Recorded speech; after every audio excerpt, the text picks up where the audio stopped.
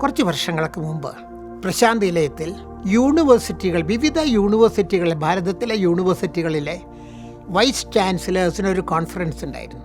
ഒരുപാട് യൂണിവേഴ്സിറ്റിയിലത്തെ വൈസ് ചാൻസലർമാർ ഈ കോൺഫറൻസിൽ പങ്കെടുത്തു. ആ കോൺഫറൻസിന് മുമ്പ് ഈ കോൺഫറൻസിൽ സംസാരിക്കാനുള്ള കുട്ടികളെ സ്വാമി സെലക്ട് ചെയ്തു.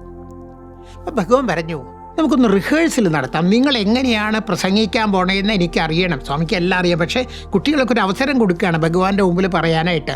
പൂർണ്ണേന്ദ്ര ഓഡിറ്റോറിയത്തിൽ സ്വാമി കുട്ടികളോടൊക്കെ അഞ്ച് കുട്ടികളോട് അവരോടൊക്കെ വരാൻ പറഞ്ഞു. സ്വാമി വന്നു. സ്വാമി സിംഹാസനത്തിലിരുന്നു. ഓരോ കുട്ടികളോടായിട്ട് സ്വാമി പ്രസംഗിക്കാൻ പറഞ്ഞു. അസലായിട്ട് ഗംഭീരമായിട്ട് അവർ ക്ലാസ് എടുത്തു. സ്വാമിക്ക് വളരെ സന്തോഷമായി. എപ്പോൾ സ്വാമി കുട്ടികളെ വിളിച്ചാലും സ്വാമി അവർക്ക് എന്തെങ്കിലും കഴിക്കാൻ കൊടുക്കാറുണ്ട്. എല്ലാ റിഹേഴ്സലെല്ലാം കഴിഞ്ഞു. എല്ലാ കുട്ടികളും പ്രസംഗിച്ച് കഴിഞ്ഞപ്പോൾ സ്വാമി അവർക്ക് ഇഡ്ഡലിയും ചട്നിയും കൊടുത്തിട്ട് സ്വാമി പറഞ്ഞു കഴിച്ചോളാൻ പറഞ്ഞു. സ്വാമിയല്ലേ കൊടുക്കുന്നത്, സ്വാമിയുടെ മുമ്പിലാണ് ഇരിക്കുന്നത്. ഭഗവാന്റെ മുമ്പിൽ ഇരുന്ന് സുഖമായിട്ട് ഇഡ്ഡലിയും ചട്നിയൊക്കെ അവർ കഴിച്ചു കഴിഞ്ഞപ്പോൾ സ്വാമി പറഞ്ഞു, ഒരാൾ ഈ കൈ പിടിച്ചോളൂ, ഒരാൾ ഈ കൈ പിടിച്ചോളാൻ. കുട്ടികൾ ഭഗവാനോട് തൊഴുതിട്ട് പറഞ്ഞു, സ്വാമി കൈ ഡർട്ടിയാണ്, ഇഡ്ഡലിയും ചട്നിയൊക്കെ കഴുകിയിട്ടില്ല, ഇഡ്ഡലിയും ചട്നിയൊക്കെ കയ്യിലുണ്ട് സ്വാമി, കൈ വിരലുകളൊക്കെ ഡേർട്ടിയാണ്. സ്വാമി പറഞ്ഞു, അത് കുഴപ്പമില്ല, മനസ്സ് ഡേർട്ടിയാവാതിരുന്നാൽ മതി.